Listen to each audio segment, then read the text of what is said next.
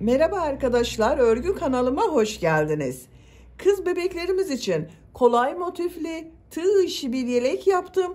Bugün bu yelek anlatımını sizlerle paylaşmak istiyorum. Bakın, motiflerden oluşan bir yelek arkadaşlar. Bu motifi yapması da çok kolay. Örgüye yeni başlayan arkadaşların da çok kolay yapabileceği bir model. Bakın, arka görüntüsü bu şekilde. Arka bölüm için 4 motif yapıyorum. Ön bölüm için 4 motif yapıyorum. Ben bugün bu yelek anlatımını 6-12 ay arası bir kız bebek için yaptım. Siz bu yeleği yeni doğan bebek için yapabilirsiniz. 1, 2, 3, 4, 5 yaş, her yaş çocuklarınız için yapabilirsiniz. Yetişkinler için de uygun bir model.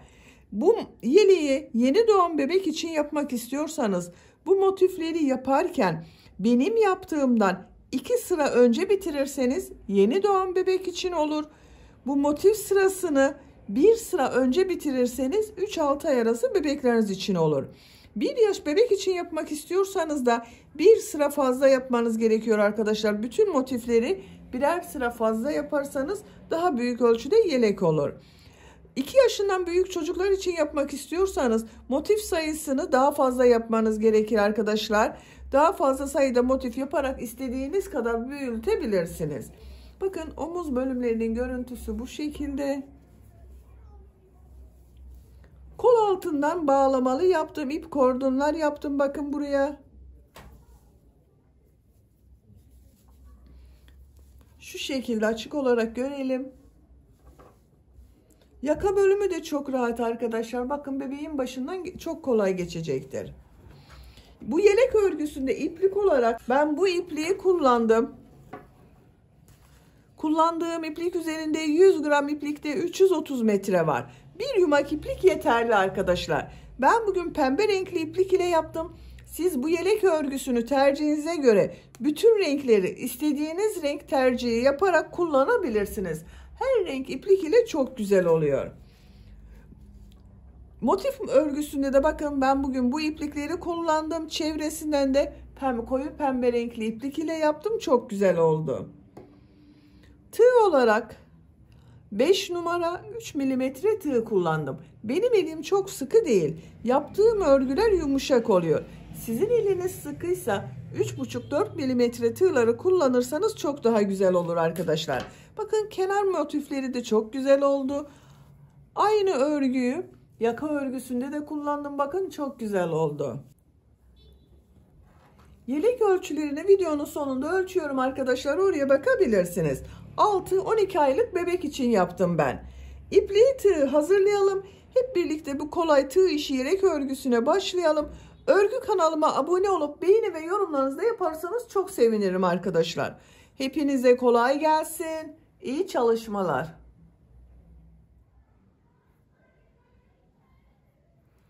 Sihirli halka yaparak başlıyorum. Bakın, şu şekilde sihirli halka yapıyorum.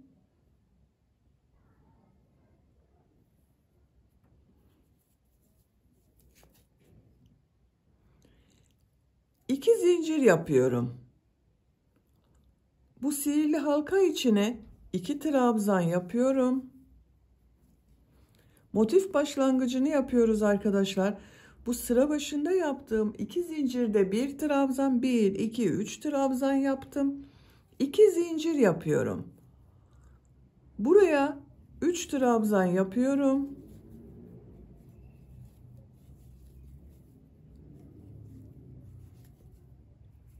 İki zincir yapıyorum. 3 trabzan yapıyorum.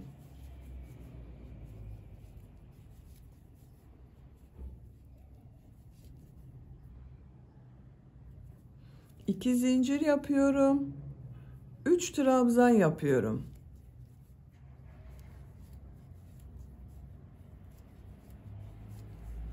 Bir, iki, üç, 4 tane üçlü trabzanlar yaptık. Bakın arkadaşlar, iplik ucunu çekiyorum. 2 zincir yapıyorum.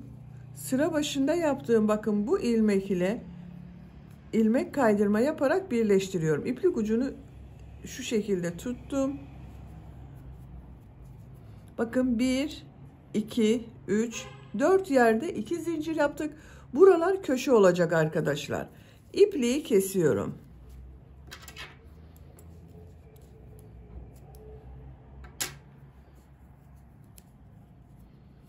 İlk sırayı yaptım. Krem renkli iplik ile devam ediyorum. Siz istediğiniz renk iplikleri kullanabilirsiniz. Herhangi bir 2 zincir üzerinden başlıyorum. Şu iplik ucunu da içinde şu şekilde bakın tutuyorum. Buradan ilmek yapıyorum.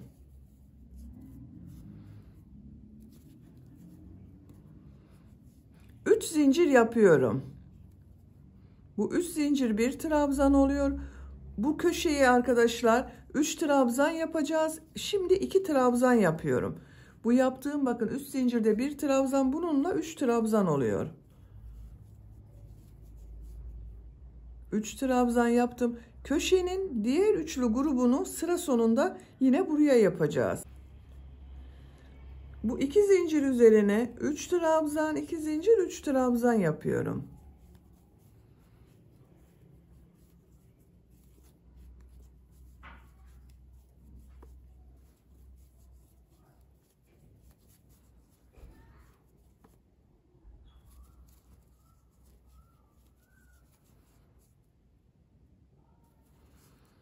Buraya da 3 trabzan, 2 zincir, 3 trabzan yapıyorum.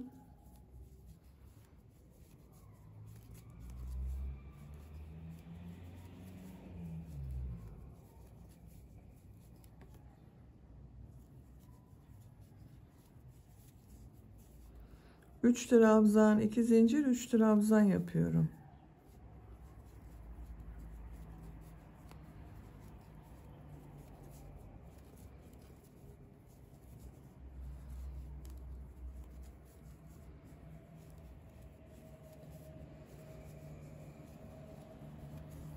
Bakın burada ve burada 3 trabzan, 2 zincir, 3 trabzan yaptık. Bu köşenin ilk 3 trabzanı sıra başında yaptım. Diğer üçlü trabzanda bakın buraya yapıyorum. 3 trabzan yapıyorum.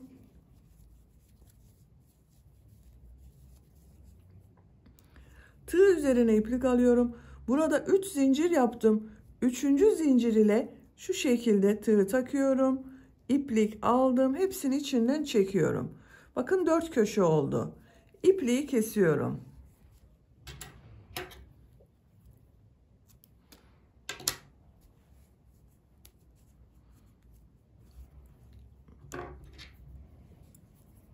İplik uçlarını şu şekilde temizliyorum.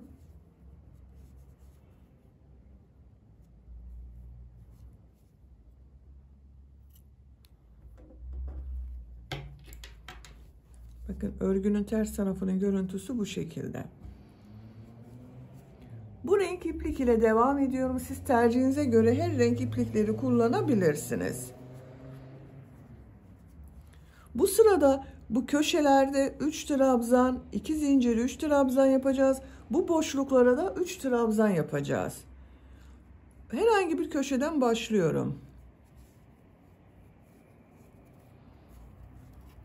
İlmek yaptım. 3 zincir yapıyorum. Buraya 2 trabzan yapıyorum. Bu boşluğa 3 trabzan yapıyorum.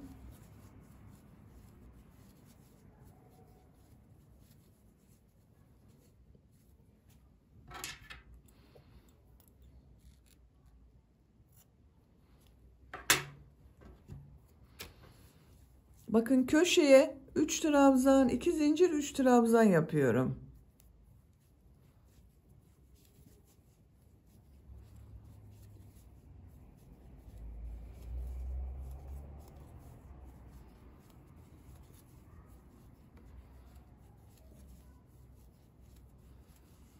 Üç trabzan, 2 zincir, 3 trabzan oldu.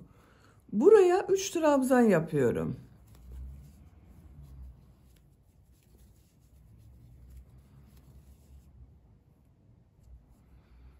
Köşeye 3 trabzan, 2 zincir, 3 trabzan yapıyorum.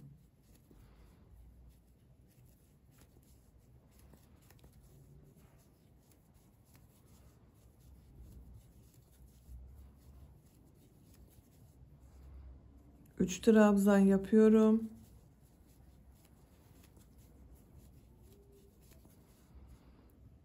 Üç trabzan, 2 zincir, 3 trabzan yapıyorum.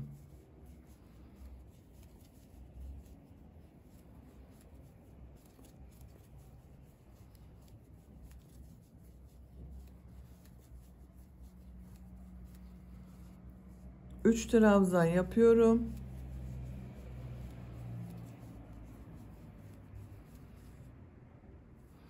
Bakın köşeye geldim. Köşede ilk 3 trabzanı sıra başında yaptım. Sıra sonunda da 3 trabzan yapıyorum. Köşe oluşturuyorum.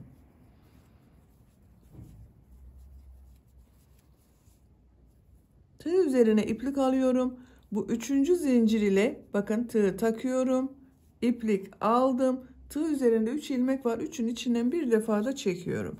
Bakın diğer köşe bu şekilde oldu. İpliği kesiyorum.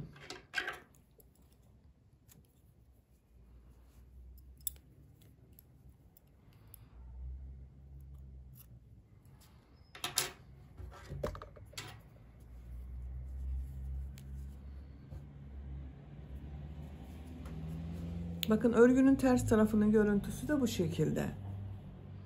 Yine bu renk iplik ile devam ediyorum. Siz renk sıralamasını tercihinize göre istediğiniz gibi yapabilirsiniz.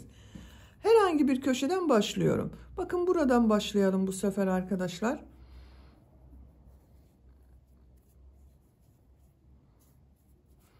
İlmek yaptım. 3 zincir yapıyorum. Buraya 2 trabzan yapıyorum. Köşenin ilk üçlü trabzanı bu. Tığ üzerine iplik alıyorum. Bu boşluğa ve bu boşluğa 3 trabzan yapıyorum.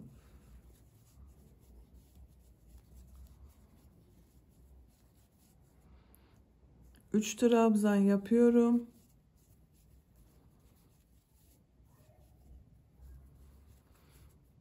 Köşeye 3 trabzan, 2 zincir, 3 trabzan yapıyorum.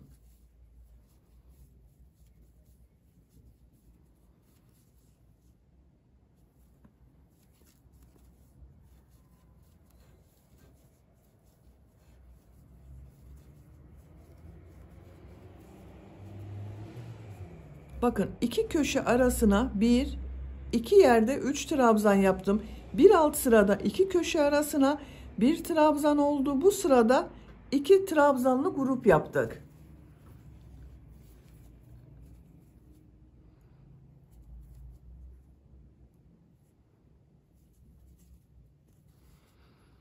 Buraya yine 3 trabzan yapıyorum.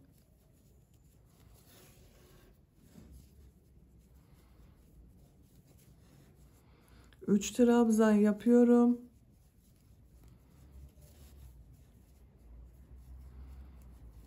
Köşeye 3 trabzan, 2 zincir, 3 trabzan yapıyorum.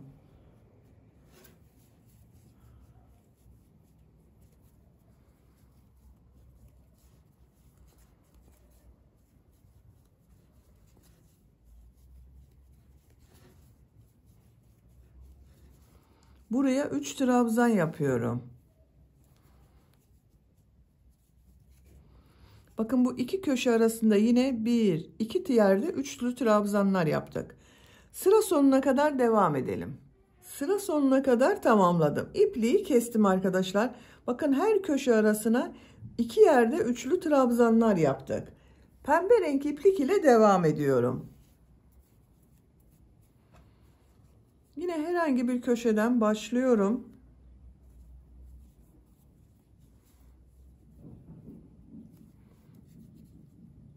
3 zincir yapıyorum. 2 trabzan yapıyorum.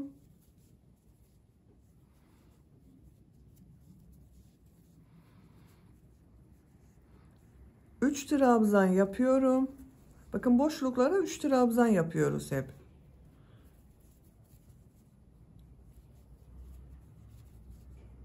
Üç trabzan yapıyorum.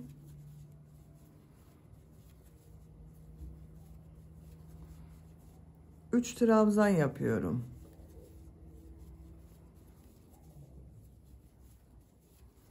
Köşede yine 3 trabzan, 2 zincir, 3 trabzan yapıyorum.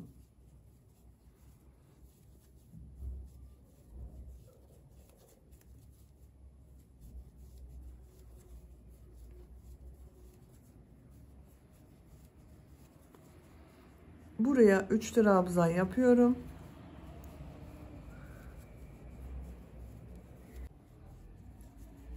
Bakın. Bu sırada da bu iki köşe arasında 1, 2, 3 yerde 3 trabzan yaptık. Sıra sonuna kadar devam edelim. Sıra sonuna kadar tamamladım. Köşelerde 3 trabzan, 2 zincir, 3 trabzan yaptım. Arada bakın 3 yerde 3 trabzan yaptım. Buraya sıra sonunda yine 3 trabzan yapıyorum.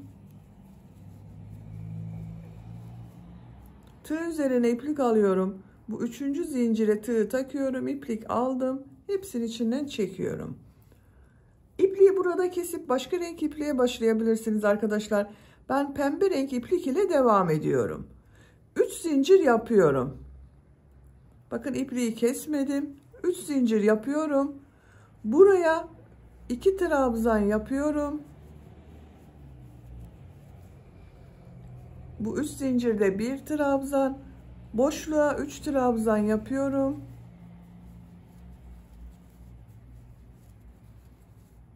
Üç trabzan yapıyorum.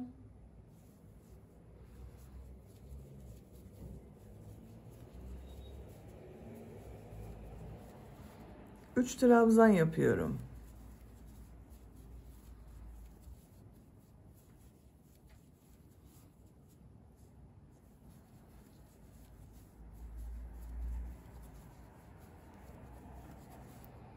Buraya köşeye yine 3 trabzan, 2 zincir, 3 trabzan yapıyorum.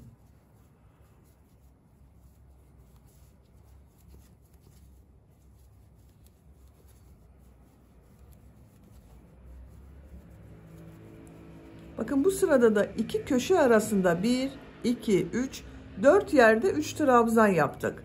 Sıra sonuna kadar devam edelim. Sıra sonuna kadar tamamladım. Bu köşeye son 3 trabzanı yapıyorum.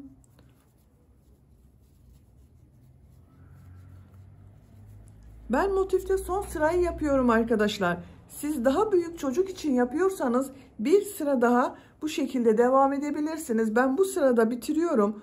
Son sıra olduğu için bakın burada 2 zincir yapıyorum. Bu ilmek ile bakın ilmek kaydırma yaparak birleştiriyorum. İpliği kesiyorum. Motif büyüklüğü bu şekilde oldu. Kaç santimetre olduğunu ölçüyorum. 10 santimetre motif genişliği var arkadaşlar. Dediğim gibi siz yapacak olduğunuz çocuğun büyüklüğüne göre bir veya iki sıra bu şekilde devam edip motifi bitirebilirsiniz. Aynı motiften bir tane daha yapalım. Bu motif ile birleştirelim. Bakın ben diğer motif örgüsünü hazırladım.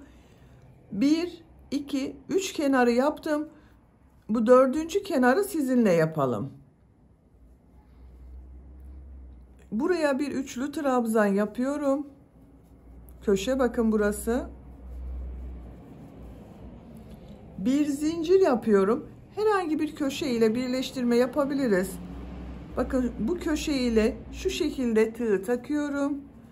İplik aldım, içinden çekiyorum. Bir zincir yapıyorum. Bu köşeye 3 trabzan yapıyorum.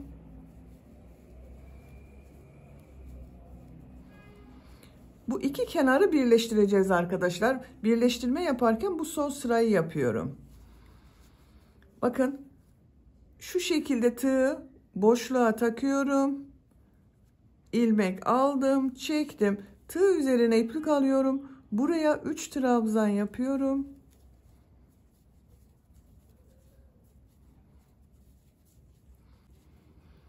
Bakın bu boşluğa tığ takıyorum. İplik aldım. Tığ üzerine iplik alıyorum. Buraya 3 trabzan yapıyorum.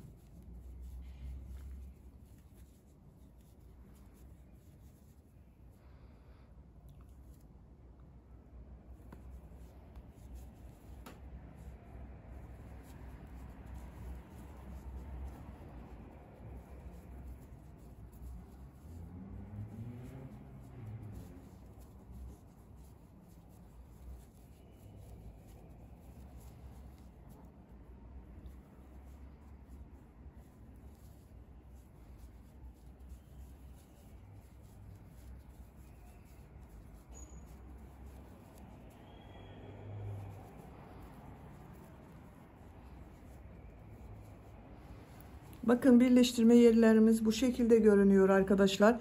Şimdi köşeyi yapacağız. Bakın bu ilmek ile birleştirdim. Tığ üzerine iplik alıyorum. Köşeye 3 trabzan yapıyorum. Köşeyi birleştireceğiz. Bir zincir yapıyorum. Bakın bu köşede bulunan 2 zincire tığ takıyorum. İplik aldım, çıkardım. Bir zincir yapıyorum. Burada yaptığım üçlü grup vardı bakın. 3 zincirin 3. zincire tığ takıyorum. İlmek kaydırma yaparak bitiriyorum. İpliği kesiyorum.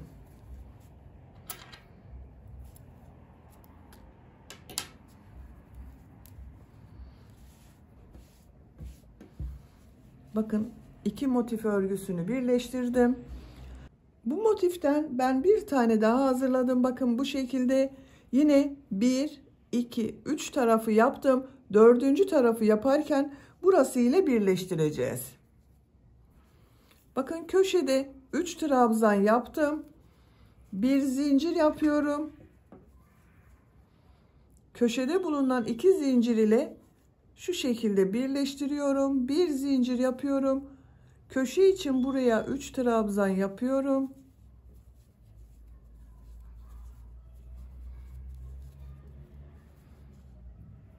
Bu boşluk ile bakın birleştiriyorum. 3 trabzan yapıyorum. Diğer motifleri birleştirdiğimiz gibi bunu da birleştiriyoruz bakın.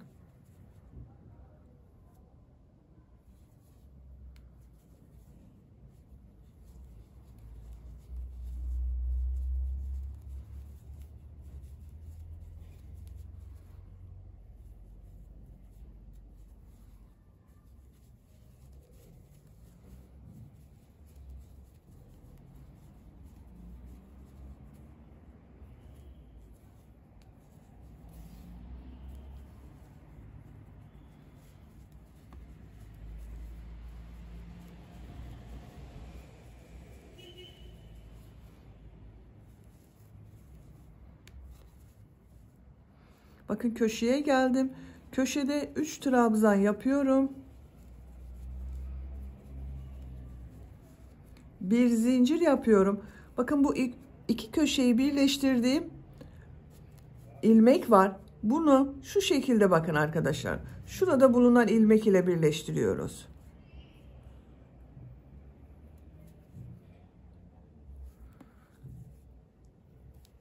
Bir zincir yapıyorum.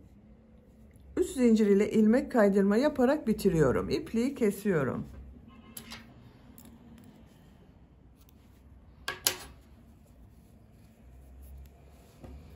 Bakın 3 motif örgüsünü birleştirdik. 4. motif örgüsünü de ben hazırladım. Bakın bunda 2 kenarı yaptım. 2 kenarı şu şekilde birleştireceğiz. Birlikte bakın. Bir kenarı bununla birleştiriyoruz. Bir kenarı bununla. Yine sıra sonunda bakın köşe için 3 trabzan yaptım. Bir zincir yapıyorum.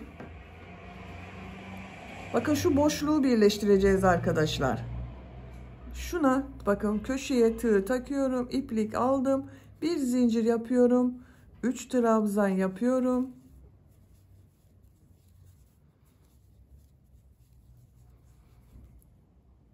Bu boşluğa tığ takıyorum. 3 trabzan yapıyorum.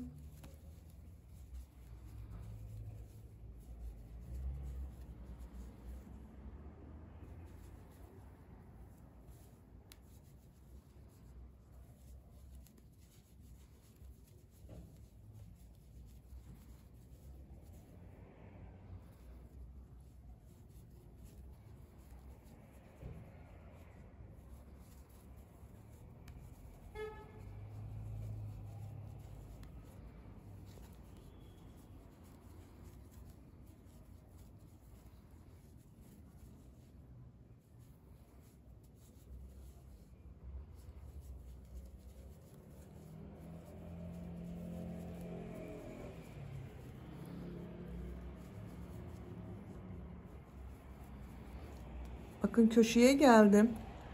Köşeye 3 trabzan yapıyorum.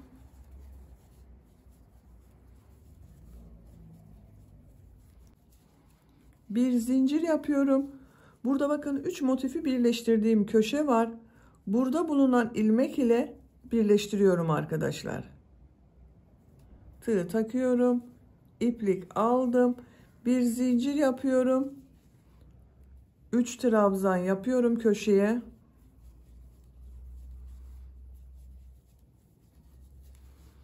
Bakın köşenin birleşim yeri bu şekilde oldu. Bu motif ile birleştirmeye devam ediyorum. Bu boşluğa bakın tığ takıyorum. İplik aldım. 3 trabzan yapıyorum.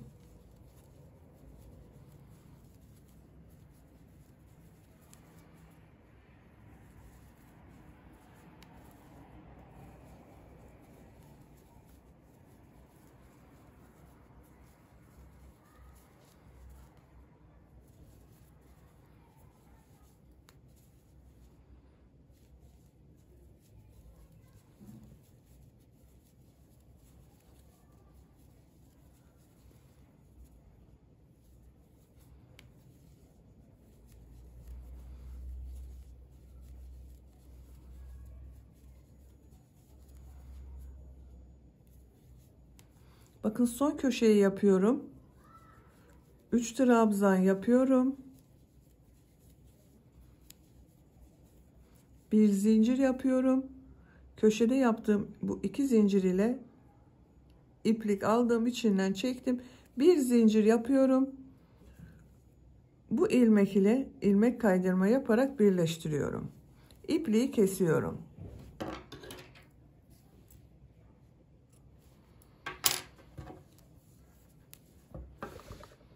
Bakın arkadaşlar 4 motif örgüsünü birleştirdik. Bakın çok güzel oldu. Şimdi çevresinden bir sıra daha yapacağız. Herhangi bir köşeden başlıyorum.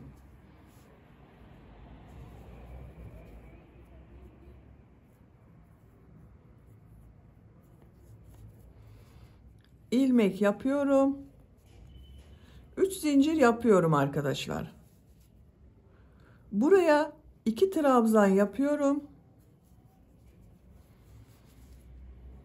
Bakın 3 trabzan oldu.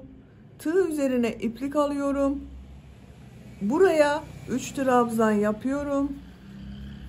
Motifte yaptığımız aynı işleri yapıyoruz arkadaşlar. 3 trabzan yapıyorum.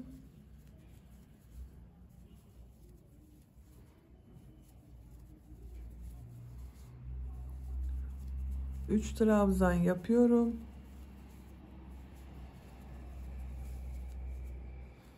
Üç trabzan yapıyorum.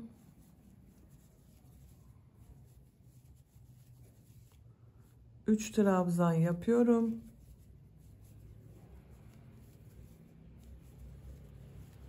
Bakın bu iki motifi birleştirdiğimiz buraya 3 trabzan yapıyorum.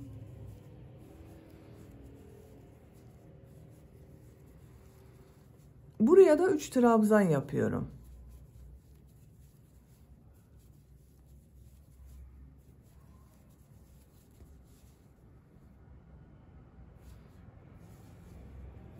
Üç trabzanlar yaparak devam ediyorum.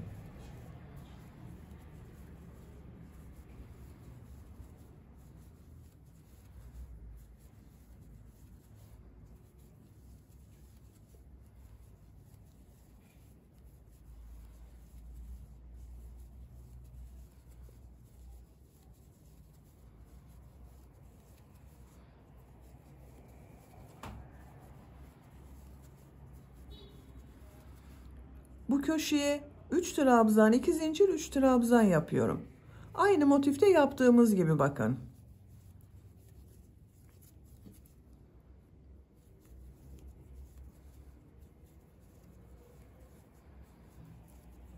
Yine boşluklara 3'er trabzan yapıyorum.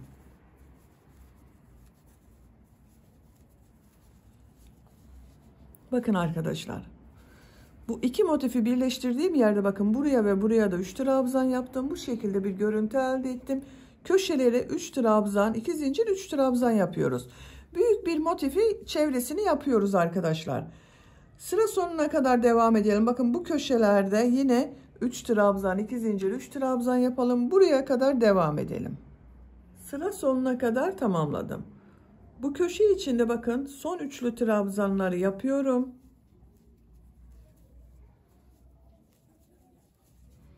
Tığ üzerine iplik alıyorum. Burada yaptığım 3 zincir ile birleştiriyorum. Bakın arkadaşlar, büyük motifimizin çevresinden de yaptım. Köşelerde 3 trabzan, 2 zincir, 3 trabzan yaptım. Bu şekilde bakın birleşmiş olarak genişliğini ölçüyorum. 21 santimetre. Bakın bu şekilde de 21 santimetre. Siz daha büyük yapmak istiyorsanız bir sıra daha çevresinden devam edebilirsiniz. Ben burada bitirdim. Şimdi omuz bölümlerini yapalım.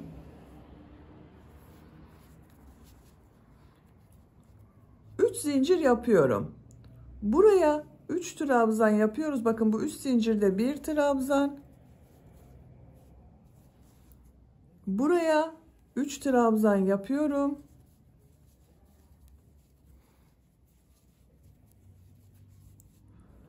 Üç trabzan yapıyorum.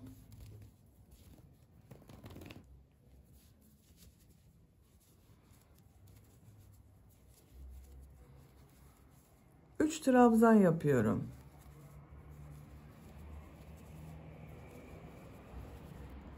Bakın 1, 2, 3, 4 yerde 3 trabzan yaptım. Diğer tarafa da aynı yapacağız arkadaşlar. Siz daha büyük çocuk için yapıyorsanız bunu 5 trabzan sırası yapabilirsiniz. Bakın buraya da 3 trabzan yaparak buradan dönüş yapabilirsiniz. 3 zincir yapıyorum. Örgüyü çeviriyorum. Bakın bu 3 trabzanı atlıyorum. Bu boşluğa 3 trabzan yapıyorum.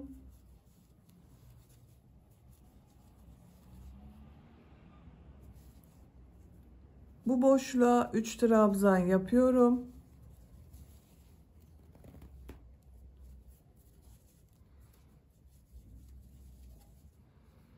Üç trabzan yapıyorum. Tığ üzerine iplik alıyorum. Sıra başında bakın, bu sıra başında yaptığım 3 zincir var. 3. zincire tığ takıyorum. Trabzan yapıyorum. Bu sırada da bakın 1, 2, 3 yerde 3 trabzan yaptım. Sıra başında ve sıra sonunda boşluklar oluştu.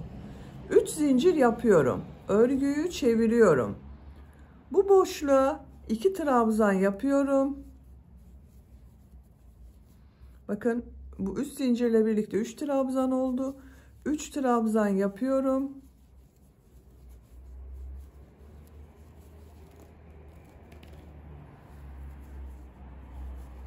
Üç trabzan yapıyorum.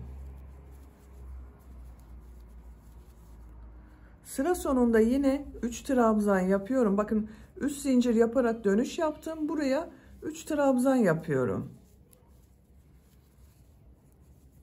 Bu sırada 1, 2, 3, 4 yerde 3 trabzan yaptım. 3 zincir yapıyorum. Örgüyü çeviriyorum. 3 trabzan yapıyorum.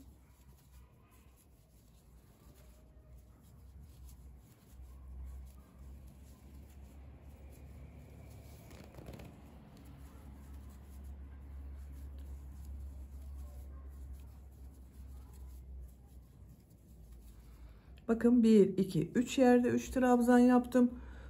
Bu zincir üzerine trabzan yapıyorum. Boşluk oluştu. 3 zincir yapıyorum. Örgüyü çeviriyorum. 2 trabzan yapıyorum. 3 trabzan yapıyorum. Bakın bu şekilde arkadaşlar. 1-2 sıra bu şekilde devam edelim. Yaka örgüsünü 7 sıra olarak tamamladım. 1, 2, 3, 4, 5, 6, 7. Santimetre olarak ölçüyorum. 5 santimetre yükseklik var arkadaşlar. Siz daha büyük çocuk için yapıyorsanız bunu 1-2 sıra devam edebilirsiniz. Şimdi diğer tarafı yapalım. Bakın bu yaka örgüsünün buraya ben 4 model yaptım. 1, 2, 3, 4. Buraya da aynı yapacağız. Nereden başlayacağıma bakıyorum. Bakın 1, 2, 3, 4. Şu ilmekten ipliği bağlıyorum.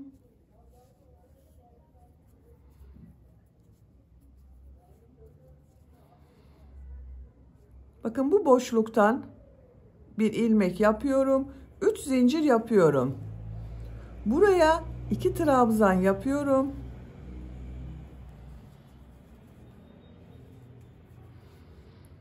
Buraya 3 trabzan yapıyorum.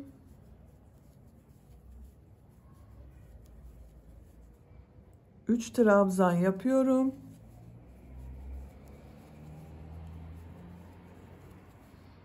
Sıra sonunda bakın buraya da 3 trabzan yapıyorum.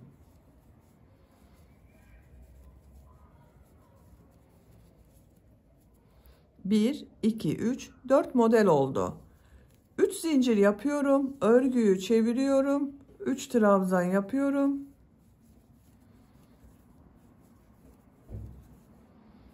Üç trabzan yapıyorum. 3 trabzan yapıyorum.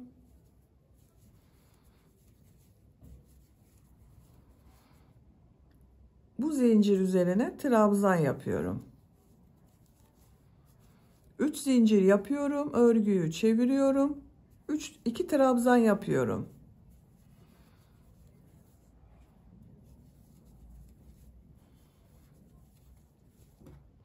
Bakın bu yaka bölümünün aynı olacak. Bunu kaç sıra yaptıysanız bu yaka örgüsünde tamamlayalım. Diğer yaka bölümünde bakın 7 sıra yaptım. 1, 2, 3, 4, 5, 6, 7. İpliği kesiyorum.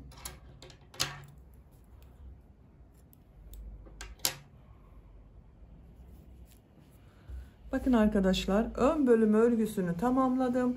Şimdi arka bölümü yapalım. Arka bölümde burayı aynı şekilde yapıyoruz. 4 motif yapıyoruz. Birleştiriyoruz. Çevresinden bir sıra trabzan sırası yapıyoruz. Bakın modelleri yaptığım sırayı.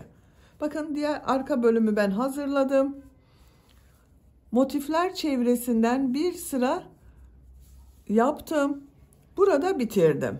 Bakın burada yaka bölümüne başlamıştım. Arka bölümde yaka bölümüne başlamıyorum.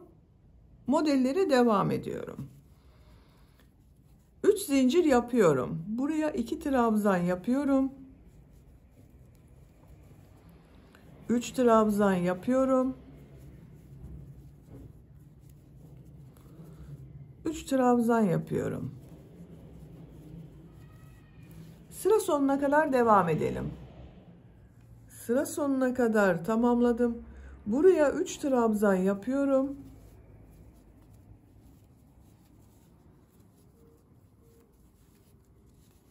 Bakın görüntüsü bu şekilde oldu. 3 zincir yapıyorum.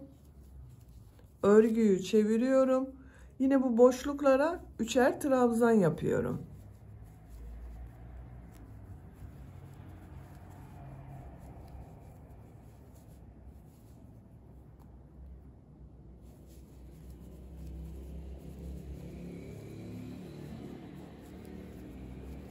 Sıra sonuna kadar devam edelim. Sıra sonuna kadar tamamladım. Burada 3 zincir yaptığım bir trabzan var. Bu ilmeğe trabzan yapıyorum. Bakın burada da bir boşluk oluştu arkadaşlar. Sıra başında da 3 zincir yaparak bir boşluk yaptım. 3 zincir yapıyorum. Örgüyü çeviriyorum. Bu boşluğa 2 trabzan yapıyorum. 3 zincir ile birlikte 3 trabzan oldu. Boşluklara 3 trabzan yapıyorum. Arka bölümünün örgüsü bu şekilde birkaç sıra olarak tamamlayalım. Arka bölümü örgüsünü ben tamamladım. Bakın arkadaşlar bu 4 motifi birleştirdikten sonra buradan sonra bakın 1, 2, 3, 4, 5, 6 sıra yaptım. Motiflerden sonra sayalım. Bakın daha kolay sayabiliriz. Bu renklerden sonra 2, 4, 6, 8, 9. sıra. Ön bölüm örgüsünde bakın 1, 2, 3, 4, 5, 6, 7, 8, 9, 10. Bir sıra daha yapacağız. Bir sırayı yaparken bu omuz bölümünde bu yakada yaptığım bakın modeller ile aynı sayıda yapacağız. 3 zincir yapıyorum. Örgüyü çeviriyorum. Buraya 3 trabzan yapıyoruz. Bakın 2 trabzan yapıyorum. 3 trabzan yapıyorum.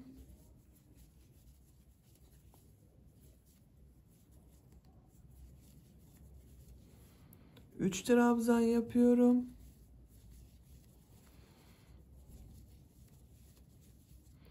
3 trabzan yapıyorum.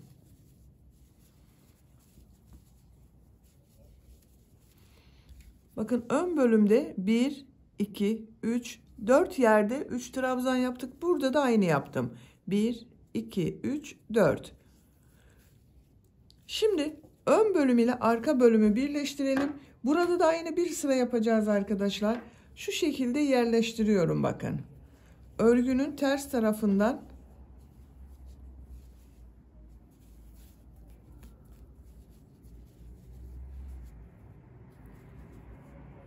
bu ilmek ile iplik alıp içinden çekiyorum. Bakın ilk ilmeği birleştirdim.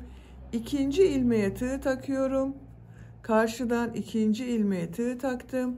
İplik aldım. İlmek kaydırma yapıyorum.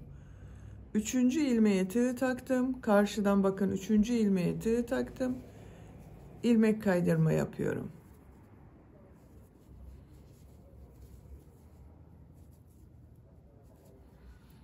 Karşılıklı ilmek kaydırma yapıyoruz. Son ilmeği birleştiriyorum.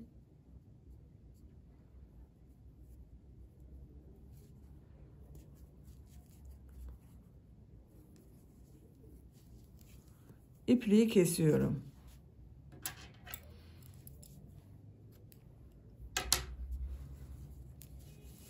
Bakın düz tarafın görüntüsü bu şekilde oldu. Şimdi diğer tarafta da aynı yapacağız. Bakın burada 4 model yaptım. Buradan da ayarlıyorum bakın. 1, 2, 3, 4. Buradan iplik bağlıyorum.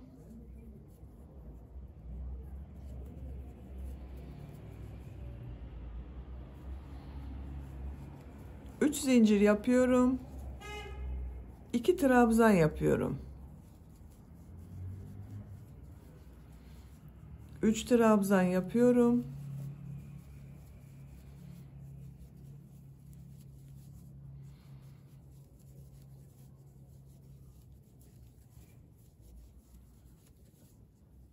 Üç trabzan yapıyorum. Bakın şimdi bunu burasıyla birleştireceğiz arkadaşlar. Yine örgünün ters tarafından.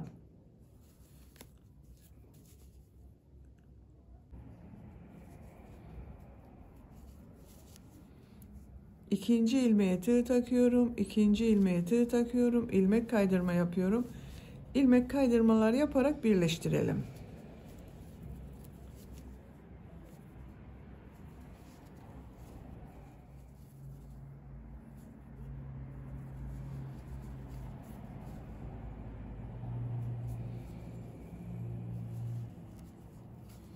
Bakın birleştirdim. İpliği kesmiyorum. Şöyle uzatayım bakın. Bu birleştirme yeri de bu şekilde oldu.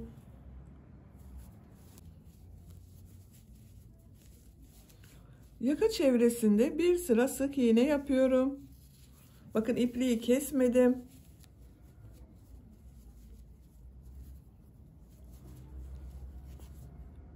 İlmeklere sık iğne yapıyorum. Bakın trabzan sırasına sık iğne yapıyorum. Sık iğne yapıyorum.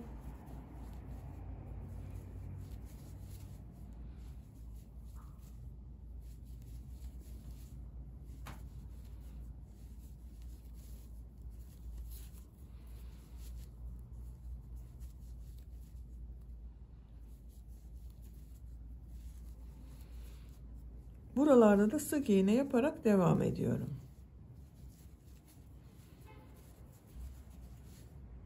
Sıra sonuna kadar devam edelim. Sıra sonuna kadar tamamladım. İlk ilmek ile ilmek kaydırma yaparak birleştiriyorum. İpliği kesiyorum. Ben kestim arkadaşlar ipliği. Bakın yaka çevresinde bir sıra sık iğne yaptım. Düzgün bir görüntü elde ettim. Şimdi bu yelek çevresinde de bir sıra sık iğne yapıyorum.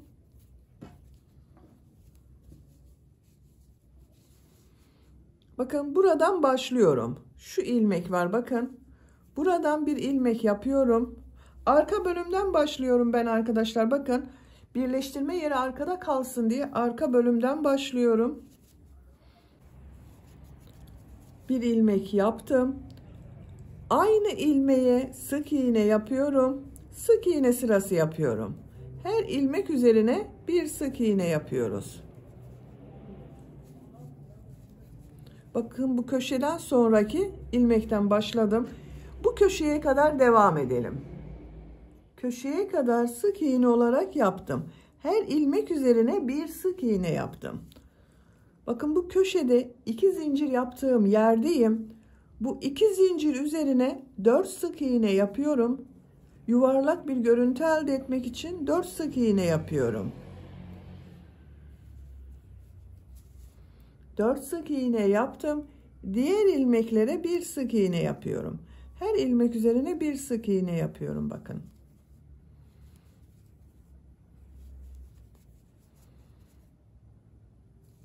Bu şekilde devam edelim. Köşelerde 4 sık iğne, diğer ilmeklere birer sık iğne yapalım. Sıra sonuna kadar tamamlayalım. Sıra sonuna kadar tamamladım.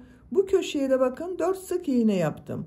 İlk ilmek ile ilmek kaydırma yaparak birleştiriyorum. İpliği kesiyorum.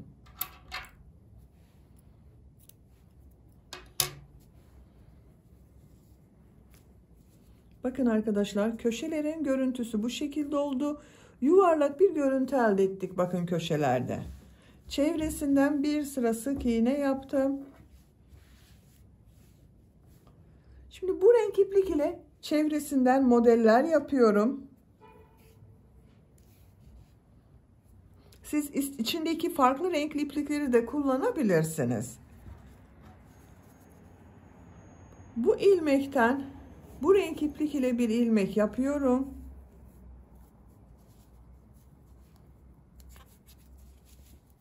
Tığ üzerine iplik alıyorum.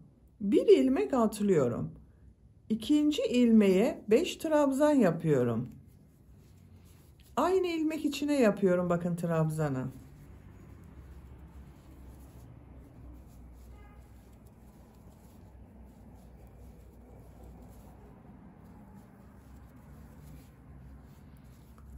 Aynı ilmeğe 5 trabzan yaptım. Tığ üzerine iplik almadan 2 ilmek atlıyorum. Üçüncü ilmeğe bakın 1, 2, üçüncü ilmeğe sık iğne yapıyorum. Tığ üzerine iplik alıyorum. Bir ilmek atlıyorum. 5 trabzan yapıyorum. Aynı ilmeğe 5 trabzan yapıyorum.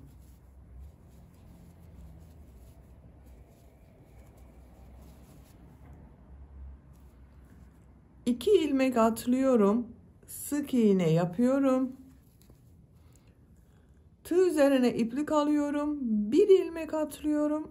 Bir ilmeğe 5 trabzan yapıyorum.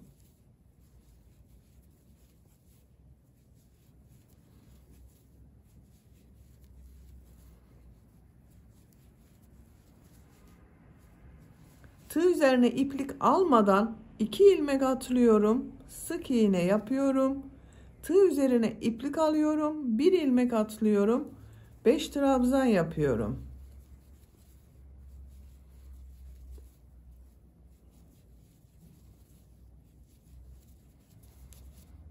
İki ilmek atlıyorum. Sık iğne yapıyorum. Bakın. Bu şekilde modeller yapıyoruz. Sıra sonuna kadar devam edelim. Sıra sonuna kadar tamamladım. Sıra sonunda bakın bir ilmek kaldı. Modelden sonra Bir ilmeği atlıyorum. İlk ilmek ile ilmek kaydırma yaparak birleştiriyorum. İpliği kesiyorum.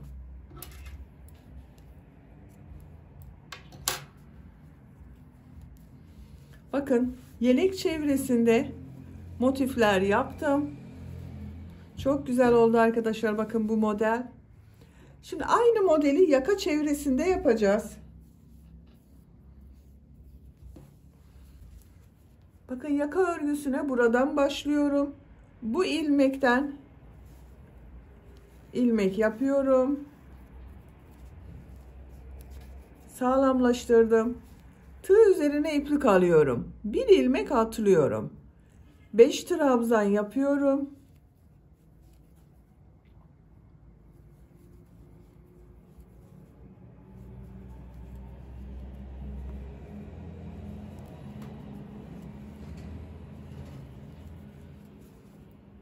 Beş trabzan yaptım. 2 ilmek atlıyorum. Sık iğne yapıyorum. Tığ üzerine iplik alıyorum. Bir ilmek atlıyorum. Bu ilmeğe 5 trabzan yapıyorum.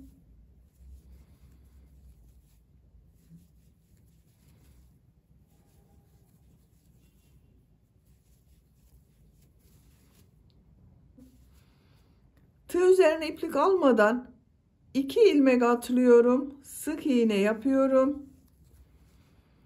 Bir ilmek atlıyorum. 5 trabzan yapıyorum.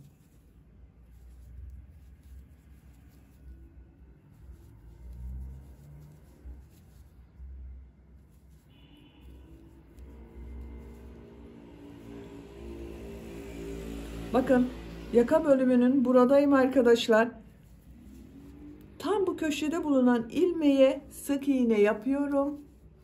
Tığ üzerine iplik alıyorum. Bakın burada bir ilmek atlıyorum. 5 trabzan yapıyorum.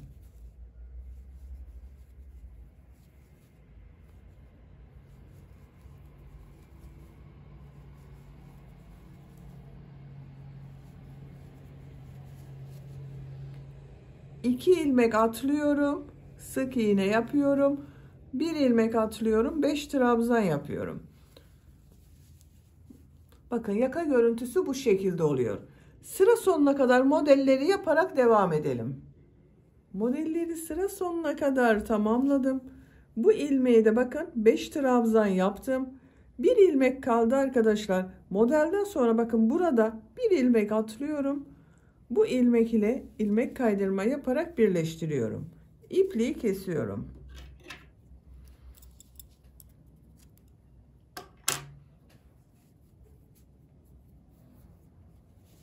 Bakın yaka çevresinde de modelleri yaptım.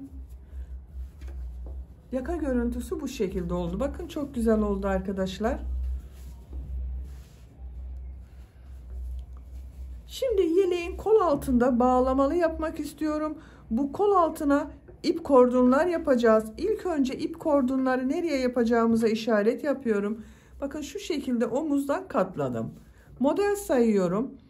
2, 4, 6 model atlıyorum. Bakın buraya ip kordon yapacağız. Buradan da sayıyorum. 2, 4, 6 model atlıyorum. Ortada yaptığım bakın sık iğneye işaret yapıyorum. Arka bölümde de aynı şekilde sayıyorum. 2, 4, 6.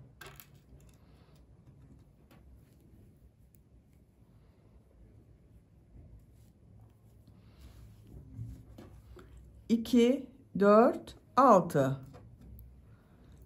işaret yapıyorum.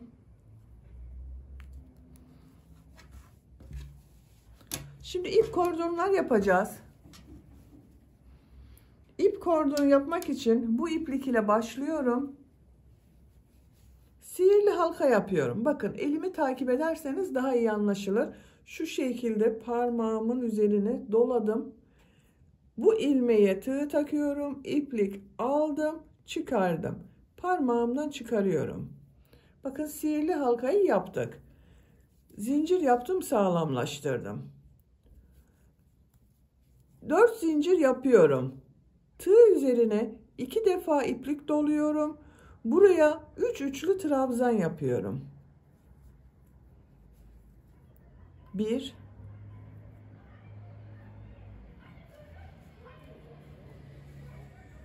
2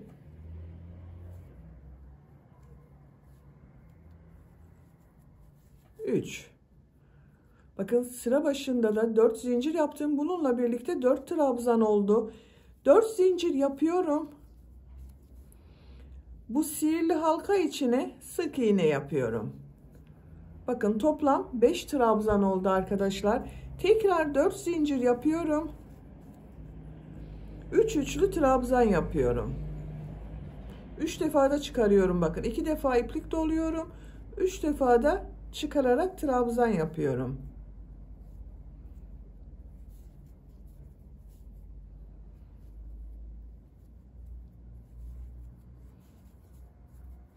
Dört zincir yapıyorum. Sık iğne yapıyorum. 4 zincir yapıyorum. 3 üçlü trabzan yapıyorum.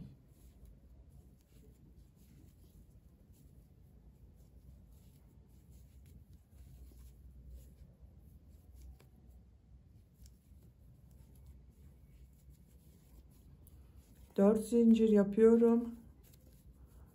Sık iğne yapıyorum. 4 zincir yapıyorum. 3 üçlü trabzan yapıyorum.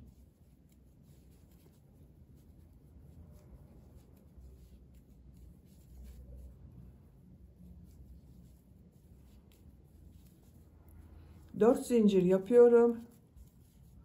Sık iğne yapıyorum. Bakın 1 2 3 4 yapraklı yaptım. İplik ucunu çekiyorum. 4 yaprakta bitiriyorum arkadaşlar. Bakın görüntüsü bu şekilde oldu. İpliği kesiyorum.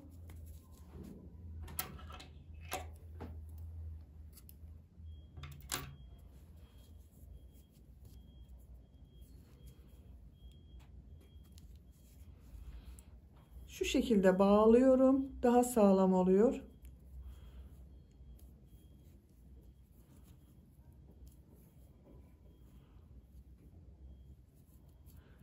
İplik ucunda bu trabzanlar arasında kaybediyorum bakın.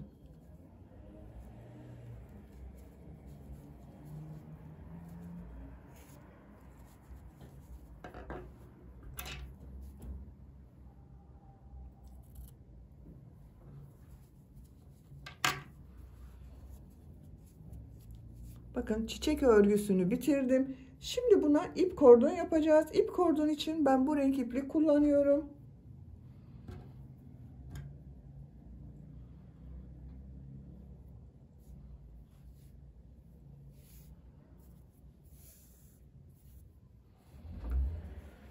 Bakın bu aralarda sık iğne yaptık arkadaşlar. Yaprak arasında bu sık iğneye ipliği bağlıyorum.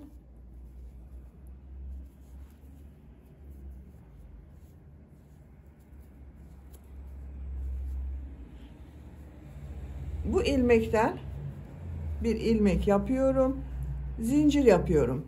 İplik ucunda şu şekilde bakın zincirler arasında geçiriyorum, kaybediyorum.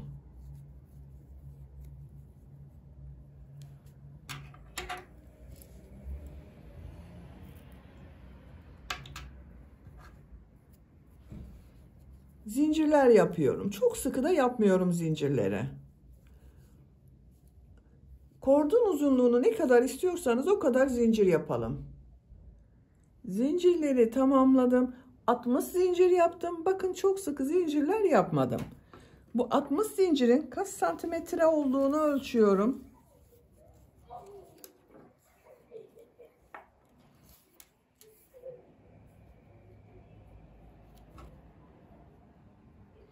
...21 santimetre zincir uzunluğu var.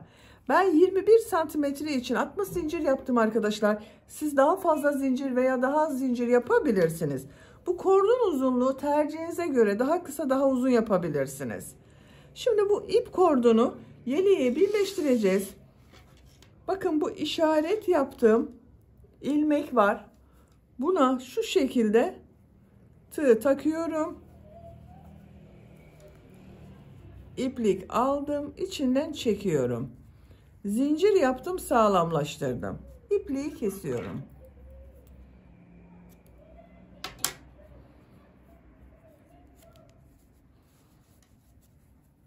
İplik ucunda şu şekilde ters tarafta kaybediyorum bakın.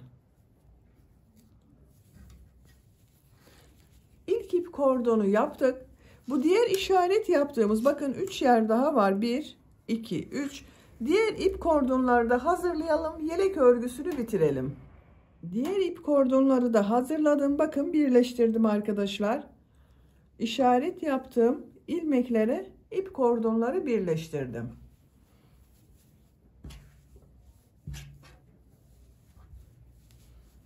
Bunu kol altından şu şekilde bağlıyorum.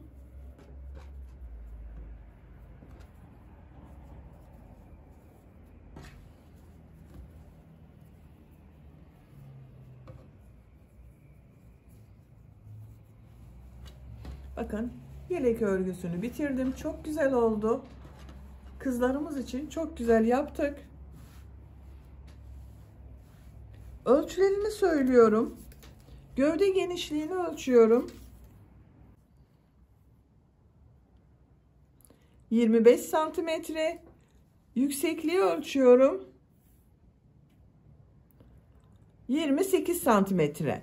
Ben bugün 6 aylık bir bebek için yaptım arkadaşlar. Bakın çok güzel oldu. Beni dinlediğiniz için hepinize çok teşekkür ederim. Örgü kanalıma abone değilseniz abone olmayı unutmayın lütfen arkadaşlar. Videolarıma beğeni ve yorumlarınızı da yaparsanız çok sevinirim. Sizlerle yeni örgülerde görüşmek dileğiyle. Hoşça kalın, sevgiyle kalın.